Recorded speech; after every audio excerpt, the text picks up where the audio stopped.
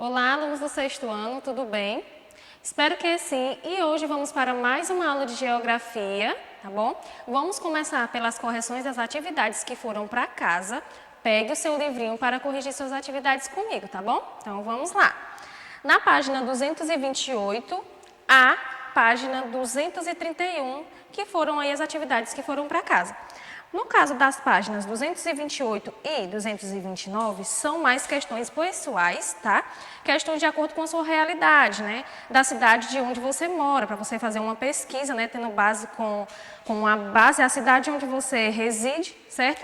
Para responder aí as atividades propostas. Então, são todas aí de acordo com a sua realidade, né? A cidade em que você vive.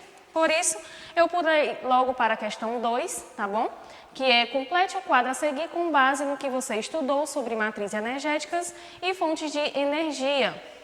Então, observe o quadro, veja se você colocou corretamente, tá? E temos aí no quadro matriz energética, fonte de energia. Aí nós temos aí fonte de energia renovável e não renovável, vantagens, desvantagens, país que mais faz uso. Então, vamos lá.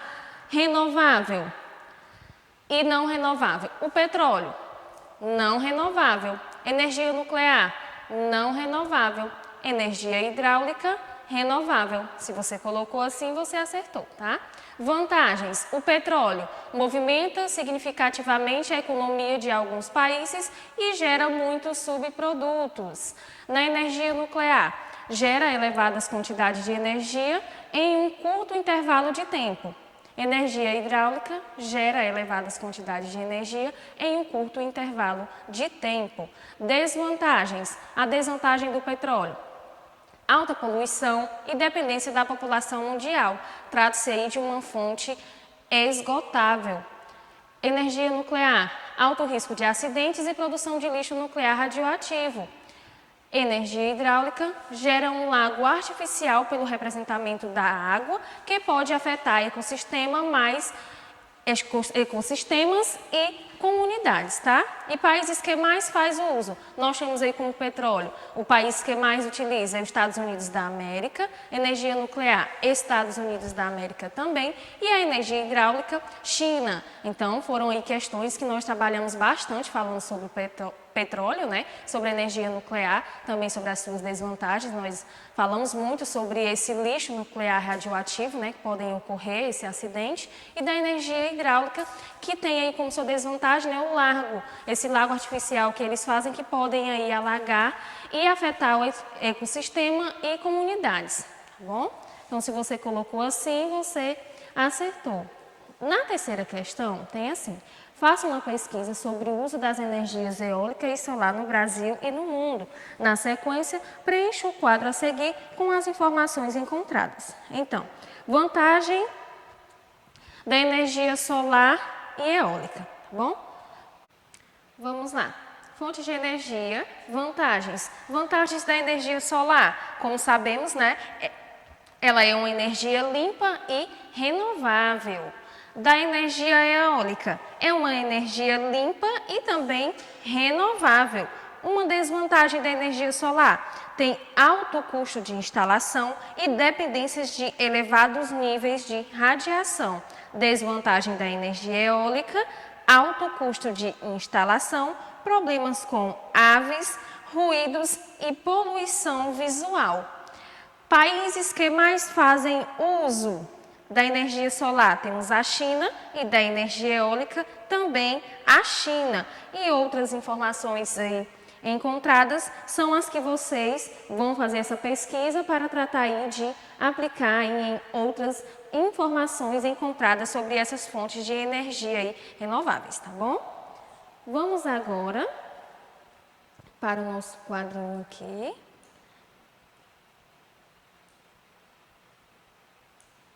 Pronto, matriz energética relacionando conceitos. Estrutura energética dos países, tá? É composta de fontes de energias primárias e fontes de energias secundárias. As primárias, que estão oriundas da natureza e que podem ser renováveis.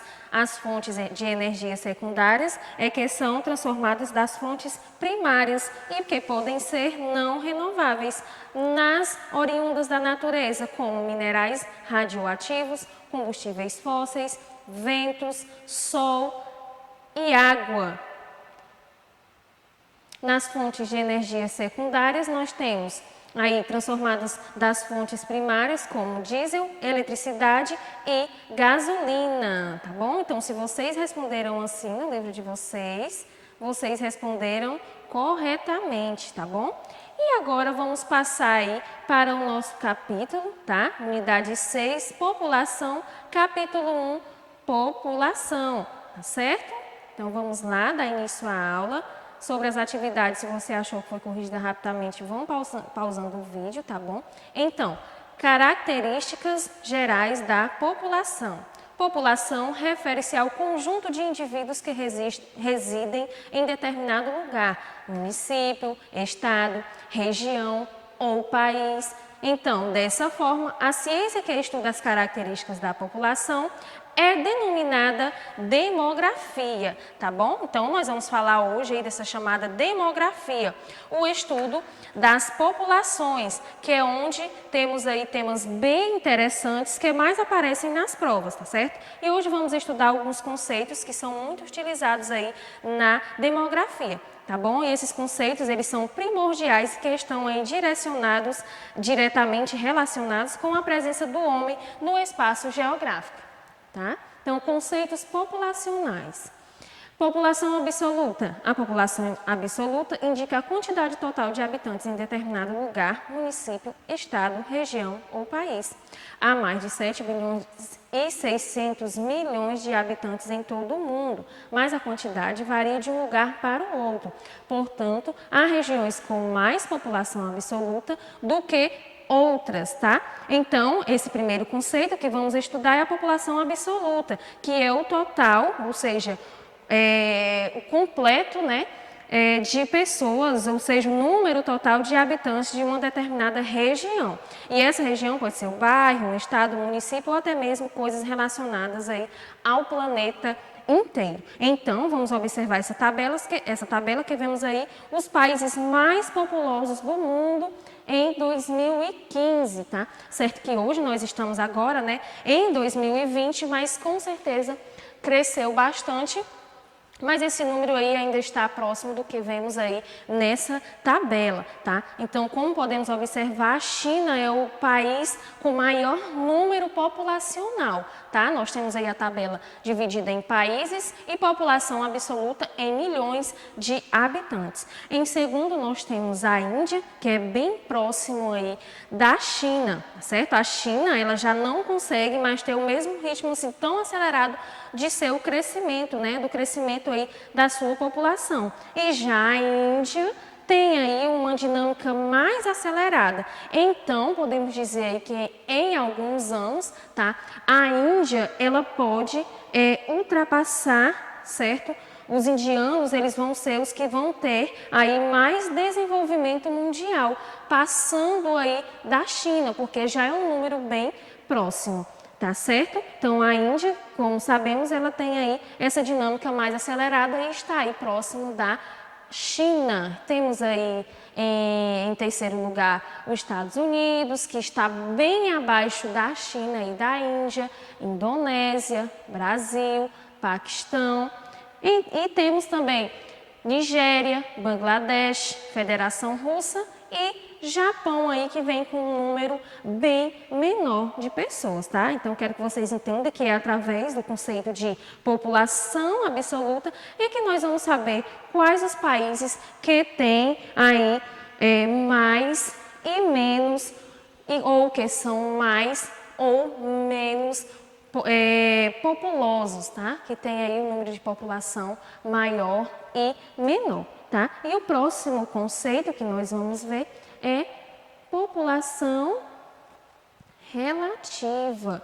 Vamos ver como se dá esse conceito, tá? Sabendo que a população absoluta ocupa um território e esse território possui uma área. Isso possibilita a análise de outro indicador que é a população relativa. População relativa. População relativa é a relação do total populacional pela área, tá certo? E que é usualmente medida por metro ou quilômetro quadrado.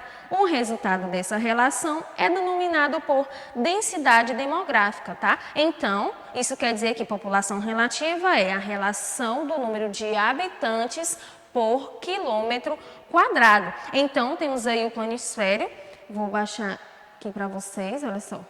Desse planisfério aí, que por ele conseguimos perceber como é que se dá essa população relativa, essa densidade demográfica nos diferentes pontos do nosso planeta, tá bom? Aqui podemos observar, certo, que o Brasil, por exemplo, em agosto de 2018, apresentou a seguinte densidade demográfica.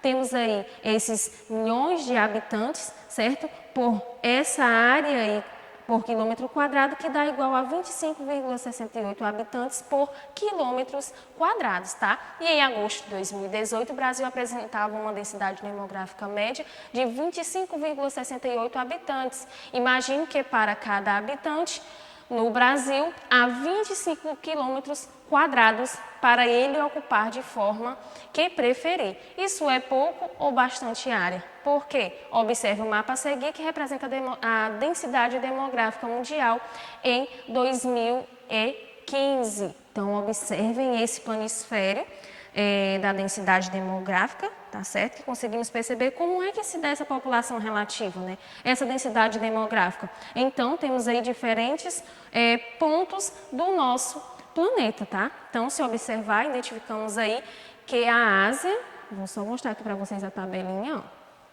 que são essas cores que temos aqui, tá?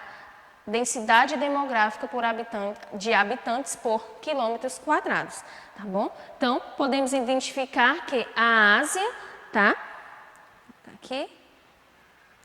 Que a Ásia é aquela que mais se destaca, né, nesses índices de elevada densidade demográfica. Então, a população absoluta, sabemos que o país é populoso e a população relativa, nós sabemos se o país é considerado aí povoado ou não. Então, observamos aí que a Ásia é a que mais se destaca. Quanto mais escuro vão ficando aí essas partes, né, é onde temos aí maior densidade demográfica, tá? Maior número de habitantes por quilômetros quadrados, tá bom? Então, temos a forma aí de calcular isso, tá certo? Nós temos dois exemplos. Temos a densidade demográfica, vou baixar aqui para vocês observarem, só ler aqui esse mapa demonstra a irregularidade da distribuição da população na superfície terrestre. As áreas mais escuras indicam que há um maior número de indivíduos por quilômetro quadrado, e isso remete a outro indicador demográfico, o povoado.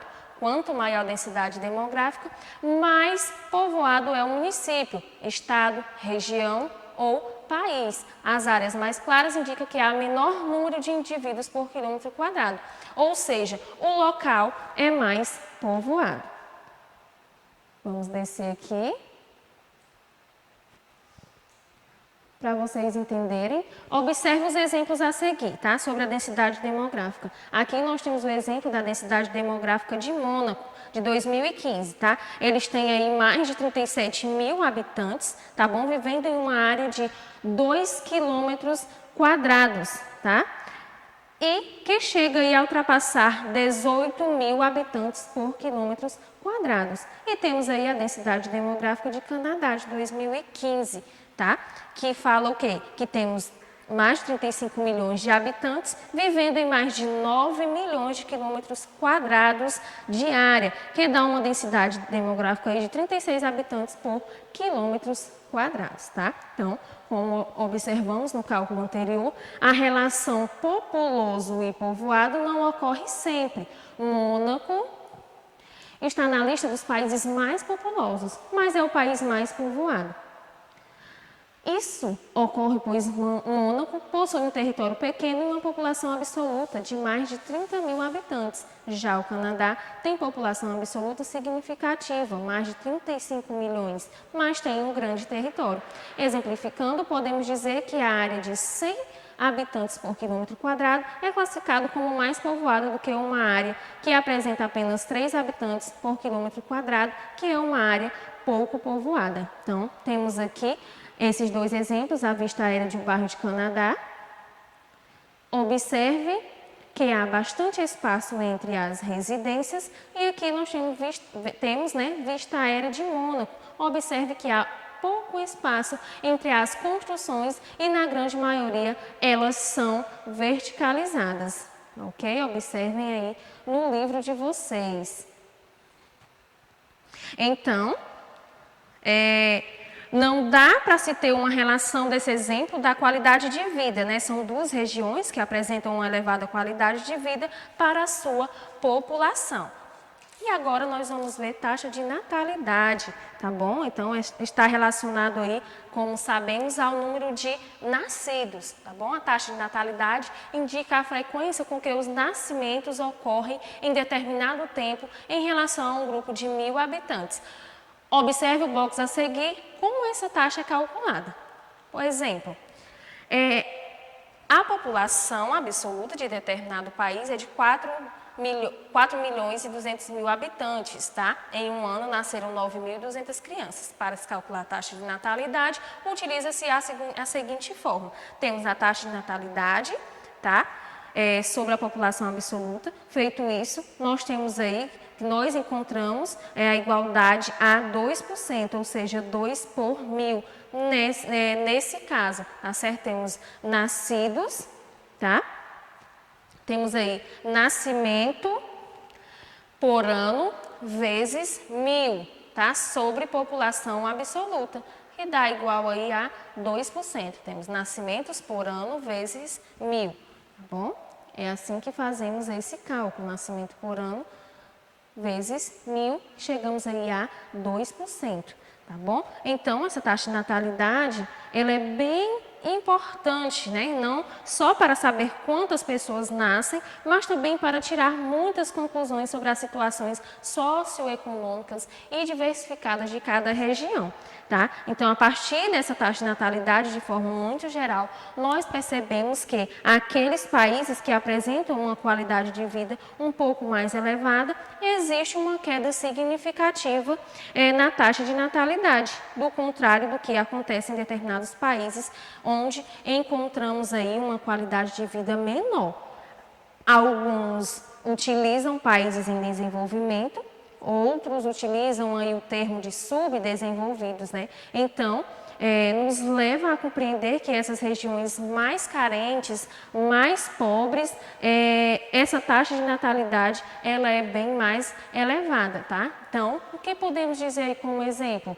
Os países que têm a taxa de natalidade maior são países que são mais pobres, tá? E os países que têm uma taxa de natalidade menor são os países que podem ser considerados países desenvolvidos, tá? Então, se acompanharmos essas taxas de natalidade historicamente, a gente percebe que conforme nós temos aumentado o desenvolvimento, nós temos, como eu falei, uma queda de natalidade. Tá bom? O outro conceito é taxa de mortalidade. A taxa de mortalidade indica a frequência em que ocorrem mortes em determinado tempo em relação a um grupo de 1.000 habitantes. Observe o box a seguir como essa taxa é calculada. Aqui, mais uma vez, nós temos um exemplo. População absoluta em um determinado país, em um ano morreram 14.000. Para se calcular a taxa de natalidade, utiliza-se essa fórmula. Morte por ano vezes 1.000 sobre população absoluta, que nós temos igual aí a 3% de taxa de natalidade. Então, é da mesma forma da taxa de, da taxa de mortalidade, 3% da taxa de mortalidade. Então, da mesma forma da taxa de natalidade, acontece também o exemplo, né, de como se calcula na taxa de mortalidade, tá bom? Então, aqueles países mais ricos, mais desenvolvidos, eles acabam apresentando o quê? Uma taxa de mortalidade bem menor. Os países em desenvolvimento, mais pobres, acabam aí tendo uma taxa de mortalidade maior, justamente aí as crianças adoecerem mais, não terem aí oportunidades de, não terem postos de saúde na sua comunidade, não terem acesso aí a uma infraestrutura, né, em seus bairros e acabam tendo aí uma taxa de mortalidade, crianças morrem mais, tá certo? Por conta que adoecem mais, tá bom? E os países menos ricos, geralmente aí, como eu falei, acontece essa taxa de mortalidade, elas são bem maiores, tá bom? Então, os países com elevadas taxas de natalidade e mortalidade são os países menos desenvolvidos, tá bom? E temos aí a taxa de fecundidade. A taxa de fecundidade retrata a estimativa do número de filhos que cada mulher pode ter durante o seu período fértil em um ano. Essa taxa pode variar dependendo do local. Observe as taxas de fecundidade média por continente, tá? Então, ela retrata a estimativa de número de filhos que cada mulher pode ter. Então, temos aí, por exemplo, né, os continentes que na Europa, taxa de fecundidade 1,66, América 5,29, Oceania 2,28, Ásia 2,1, África 4,15. Esses números de 2,1 por mulher, né, filhos, 2,1 de filhos por mulher, essa população, podemos dizer que ela parou de crescer. Tá? Mais de 2,1 filhos por mulher, essa população continua crescendo. E menos de 2,1 que nós temos aqui, no caso da Europa, que é 1,66%, tá? Essa população, ela está diminuindo e já não consegue mais manter uma população com boa fecundidade, tá bom? E temos também expectativa de vida. Quando uma pessoa nasce, estima-se a quantidade de anos que ela poderá viver. Essa estimativa é denominada expectativa de vida ou esperança de vida ao nascer. Esse indicador auxilia na análise da qualidade de vida da população, pois retrata a disponibilidade de assistência médica, alimentação e outros fatores que proporcionam longevidade à população, tá? E nessa expectativa de vida nós temos aí, tá bom? Crescimento natural ou vegetativo. Para identificar o crescimento natural ou vegetativo da população, deve-se verificar a diferença entre a taxa de natalidade e a taxa de mortalidade em um ano. Então, quanto maior a taxa de natalidade, maior será o crescimento populacional, caracterizando um crescimento positivo.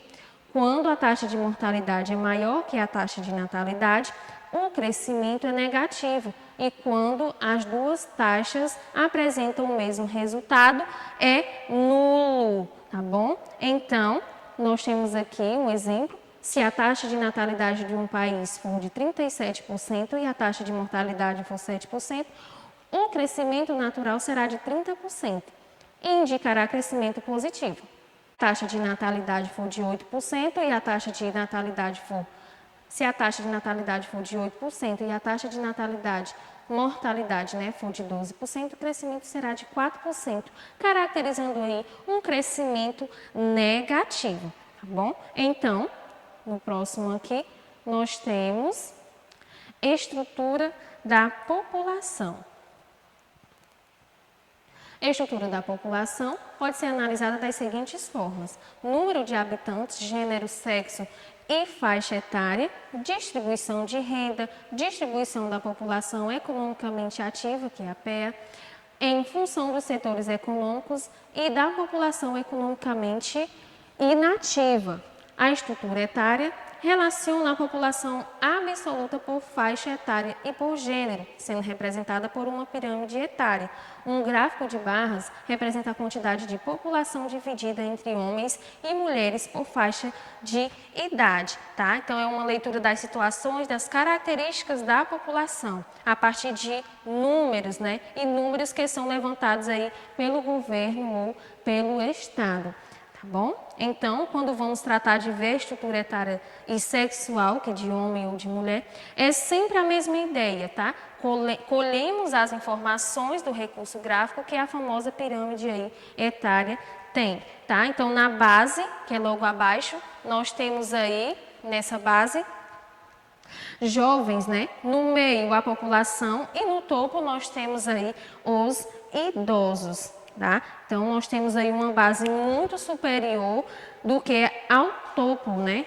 A base de jovens está muito superior à base aí no topo, né? O topo de idosos, que chega a ser aí com mais de 95 anos de idade. E essa pirâmide, ela também se resume em números. De um lado, como podemos observar, aqui abaixo, no topo, ela também pode se resumir em números ou porcentagens, tá?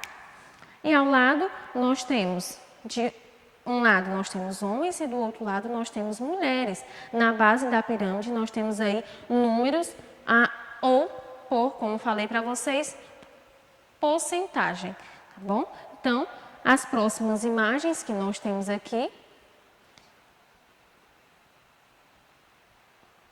vou passar para vocês aqui essas duas pirâmides. Observe as pirâmides etárias a seguir. Qual delas representa um país desenvolvido e qual delas representa um país subdesenvolvido? E por quê? Então, temos aí essa comparação que, olhando para essas duas pirâmides, podemos perceber que elas têm as formas, né, totalmente diferentes. Onde a primeira vai ter aí um corpo mais largo, tá? E a segunda, nós temos a base, que acaba sendo mais larga, e o topo tem uma queda muito considerável da população, tá? Então, nesse caso, não indicam, esses gráficos, eles não indicam quais países, né?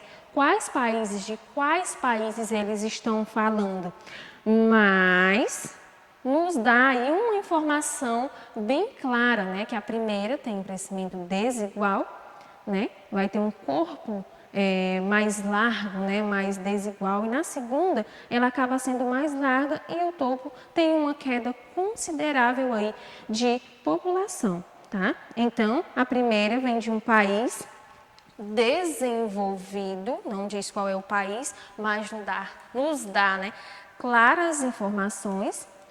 A primeira vem de um país desenvolvido, e a segunda vem aí tendo essa queda mais elevada aí ao topo, tá? Distribuição espacial da população.